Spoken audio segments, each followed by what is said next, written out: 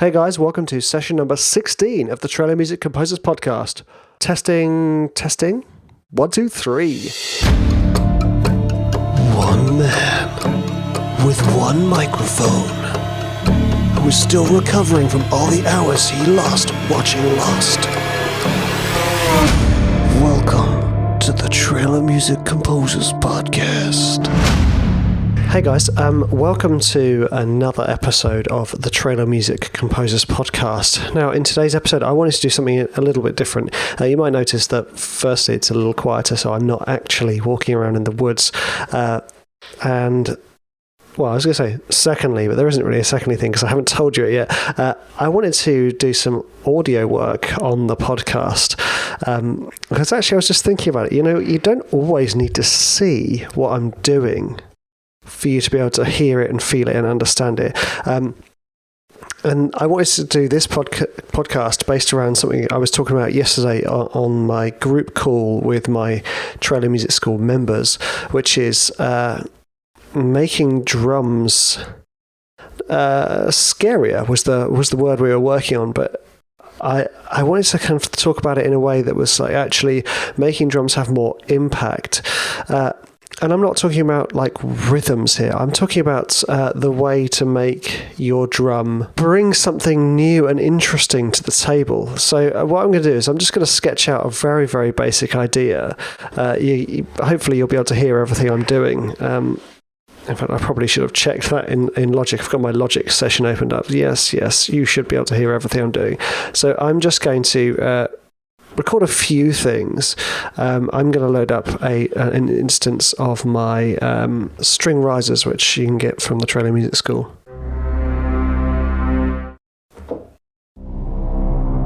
There we go. Okay, so this all I'm doing here is I'm just creating like a weird, horrible bed. So what I'm going to do is I'm just going to do like a little tension bed, which you can hear there. And, I'll do some things with it in a second.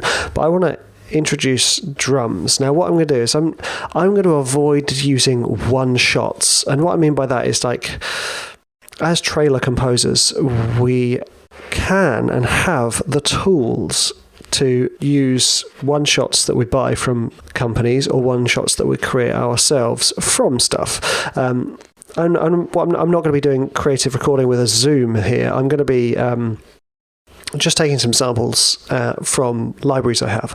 And what I'm talking about is rather than taking like huge epic trailer hits that you get from sample library companies, I'm talking about like drum samples that you then do creative stuff with. Okay, so let's just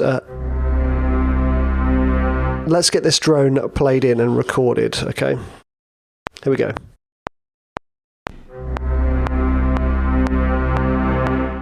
Right, rather than you actually listen to me, hold it down for, I'm just going to do this for 45 seconds, let's say. There we go. I'm just extending the note, and I'm going to bounce it in place just so that I have it there, so I can, whenever I want to, I will be able to hear it rather than having to always start at the beginning of the note, which is actually another thing that came up yesterday in the call was me working with audio a lot. And that's one of the reasons, because I actually like to have really, really long sustained notes. And if you're working with long sustained notes, sometimes you want to start halfway through. But because it's a MIDI note, you don't actually hear the MIDI note isn't triggered. So that's why. Yes, there we go. Those filthy string risers of mine, which I do love so very much. Now I'm just going to chuck some reverb onto it and maybe just mash it up a little bit. In fact, let's just mash it up first into Decapitator just to absolutely smush it. Dark fat. Yes, that's it. Sounds like something you'd cook. Cool. So again, I just wanted to make it like push it back a little bit further, and I'm going to push it back even more with just an instance of Space Designer. There we go. Let's just make it a large indoor space. Hangar 1, you sound fun.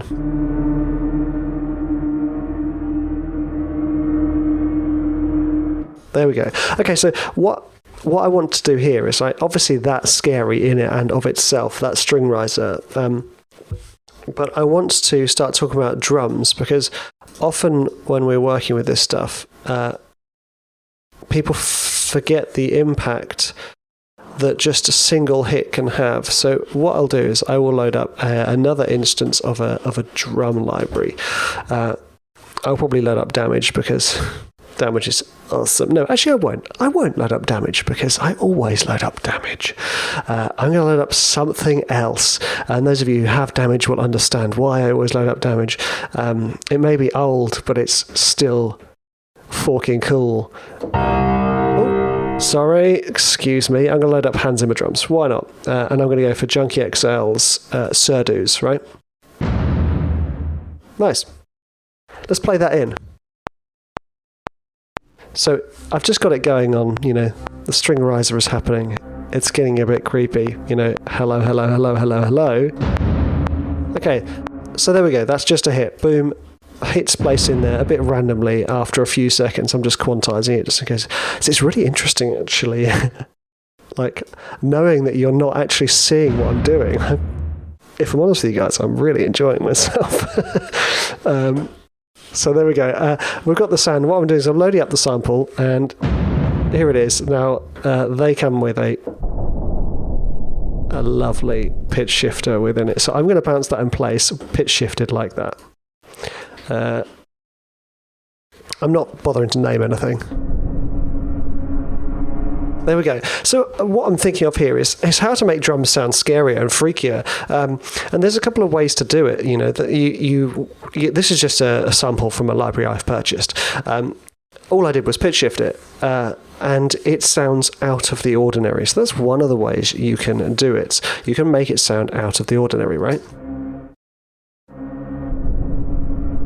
Yes, the other way, which is my next one, I'm bouncing that sample in place again, right? And I'm going to reverse it. Functions, reverse. Yes, and there we go. Unmute that. Here we go. So what I'm going to do now is I just want to have that as like a pre-hits and sounds and drones and things to let the listener know something dark is about to occur. So if I hear it without the riser, here we go. Cool. So it's basically like a way to do your roll. I'm just going to fade out that last bit so I don't get that clip. It sounds like a drum roll, right? So let's go in and normalize these samples. Yes. Now we're talking. Okay.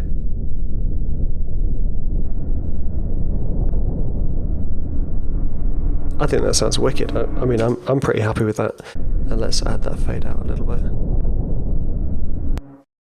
Okay, now I just want to, again, think about ways I can mangle this. So I'm going to solo this reversed one.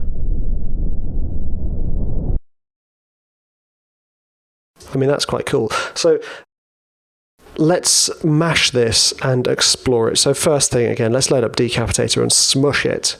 I'm just going to put the drive on, put punish on, put the high cuts down to 1K, so I want to keep it low. Oh, that's freaky! And I love it. Okay, so let's hear how that sounds. Again, I'm just thinking about using a single sample and what I can do with the toys I have to mash and mangle it so that it creates a kind of freaky, scary effect.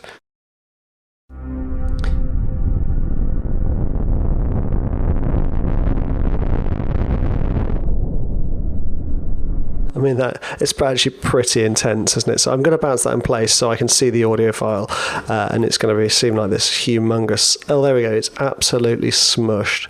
So I'm going to cut that file there, just at the hit point, like this. That sounds really weird, doesn't it? Let's just move it a little bit there, so it goes... Okay, and I'm going to add a fade into that first drum intro.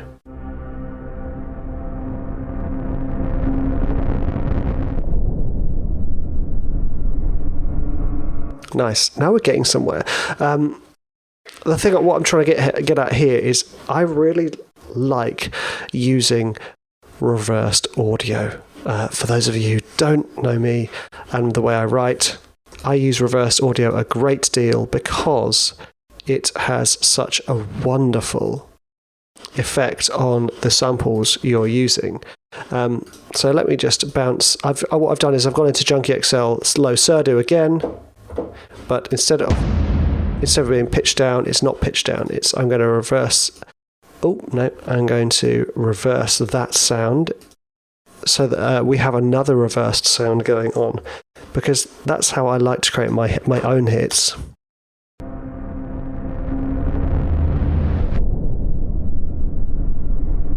I mean, it's sounding a lot more interesting and weird, isn't it? So what I'm going to do is I want to kind of create something strange and eerie with that sample, this one here. I think there's magic. There's magic in them sounds. So I'm going to zoom in and I'm going to cut a little section, maybe this much. So it should sound like this. Cool. So I'm going to EQ that so it's not quite so crazy low. So it's going to sound. I'm going to do a low cut EQ. And chuck it into some strange reverb just to kind of make it feel like slightly out of space, out of place, and not necessarily in the same space as everything else. Small space, small dark spring. How's that sound? No, that's not the right space. That's a horrible space. That sounds empty dining room. Yeah, that sounds good. I love the names of these reverbs. Yeah, that sounds cool. Let's see what happens when I just do completely wet and hardly. That's cool. Okay, so I'm just using this sample itself to create the sense of fear and oddities. And I'm just going to copy and paste them into a pattern. So we've got our first one, which is "Hello, Mr. Dark Drum."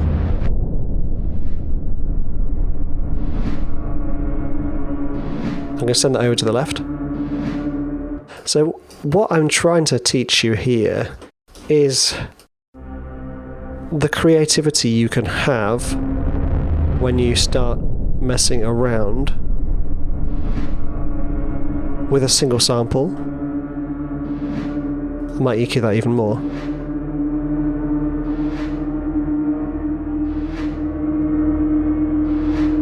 Awesome. Now I'm just going to take this again, that same sample, and I'm going to chop it up into a small 16th, and I'm going to put that 16th and do like a little fill, just because fills are fun. Oh, it's so small I can't grab it. Let's zoom in. And put it on the 8th note. So it's a 16th note every 8 notes. So like like. And then do that for a whole bar. Let's do a quick fade out and fade in so it doesn't clip. I don't know about you, I didn't hear anything. So what I'm going to do is I'm going to create a new audio channel, and I'm going to copy those onto the audio channel there. Yes, there we go. That's kind of what I wanted. And I'm going to fade that in. Just a simple fade up, so you've got this like little effect. There we go. And I'm going to copy that, and it's going to happen like occasionally, maybe every other bar. And then I'm going to copy and paste the main big drum sound, so that it happens a little bit more frequently rather than just once. So let's have a listen to what I've done. So I've got the low sound Surdo, the kind of like crazy smushed reverse into it, the standard reverse into it, and then we've got the cut snippet, and then we've got the kind of like a bass stutter.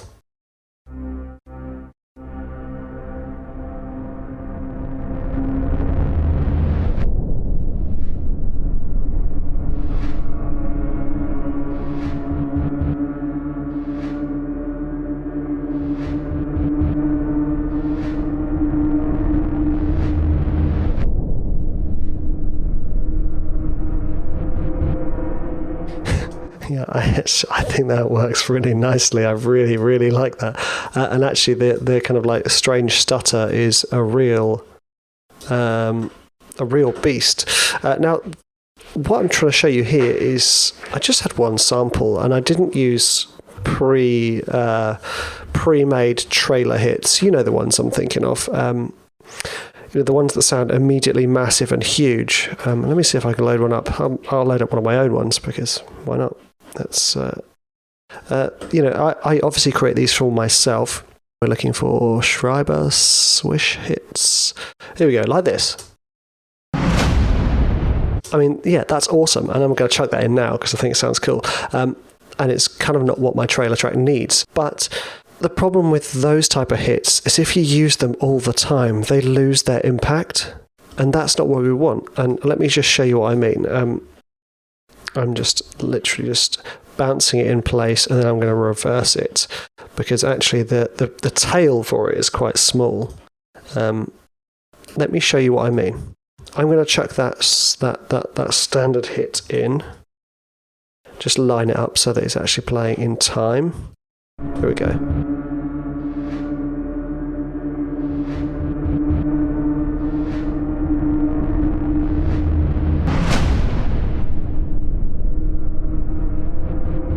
See what I mean? I mean, obviously I could mix that more musically, but sometimes when you're using those one shots, it just sounds like someone's used those one shots on your track.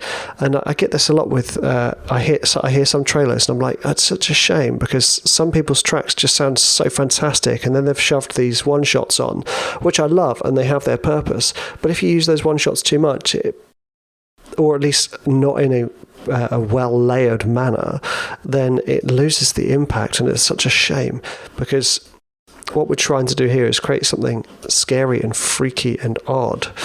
Let's see if I can marry it a little bit better.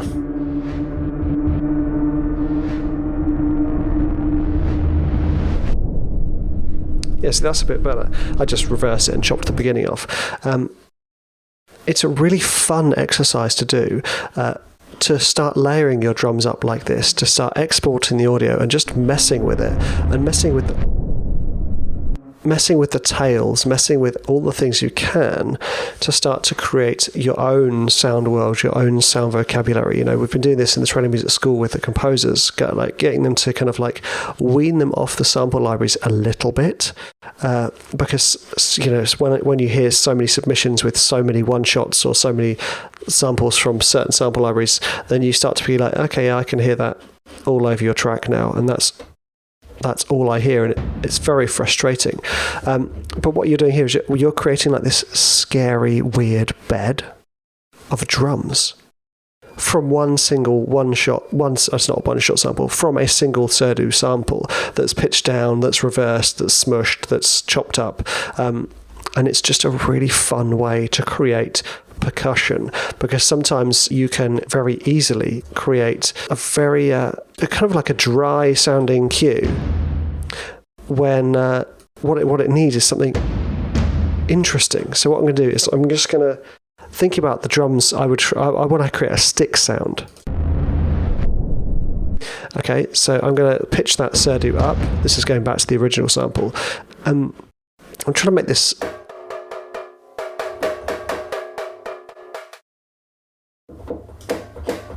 I mean, that's kind of the sound I want anyway.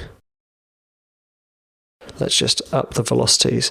Now, I'd be really interested to hear what your thoughts are on this kind of format of the podcast, where it's me working with audio so that you just actually hear it rather than seeing it, because sometimes that's quite a fun way to work, and I quite like it, because, you know, some on BBC Radio 4 they do some of these podcasts, which is guys and girls walking around, and they are just talking about sound. And because you're just listening, you're actually just listening and you're not looking. So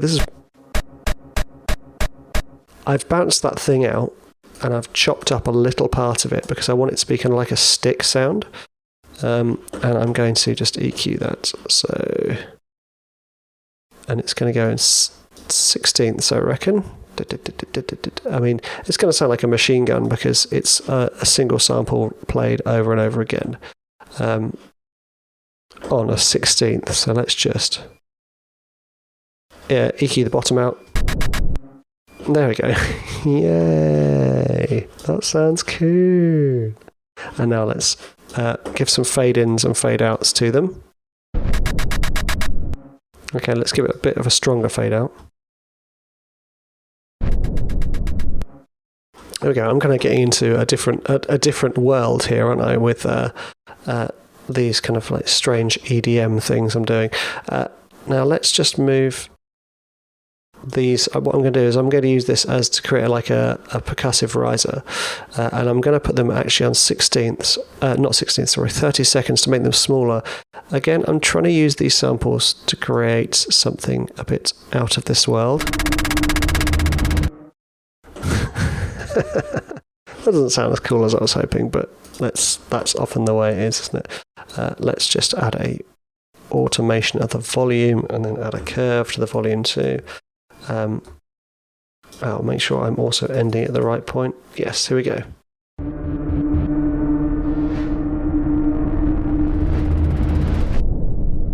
Yeah, that sounds cool. Again, just from a single sample. It sounds great, and I'm really happy with this, and I kind of want to carry on working with it and make it sound more crazy cool. And what I'm doing here is, this is my Act 1. This is my like mood setting, and I'm starting to bring it into Act 2, obviously. And obviously when I get into Act 2 and Act 3, I will bring in the big guns. I will bring in those one-shot samples to emphasize those big editor moments.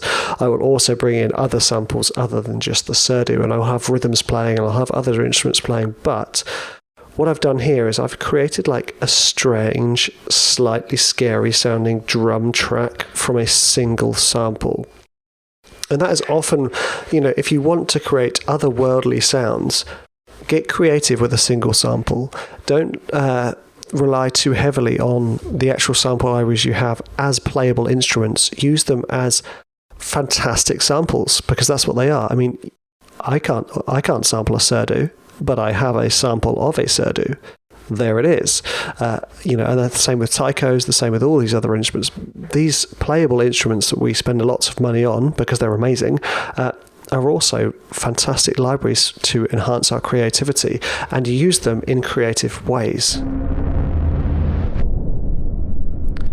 I sure hope you're not hearing what I'm hearing. My sound card does this thing where it makes everything, it changes the bit rate. I think it's a fault in the Duet. I have a newer Duet. For some reason, it's like my old MIDI keyboard. For some reason, I stick to keeping the old broken things. Maybe it's because I like the annoyance. I don't know. Limiting beliefs, self-sabotage.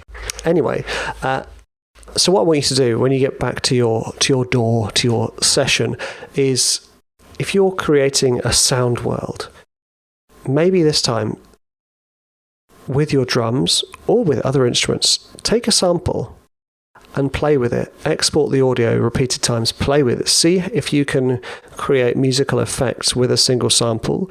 This is organic sound design at its best.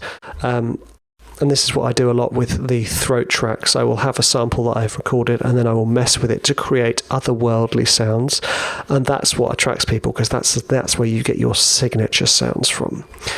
If you want to create signature sounds, take a sample of one of the horns or a cymbassu or a double bass and see what you can do with it as exported audio to create a strange, scary effect.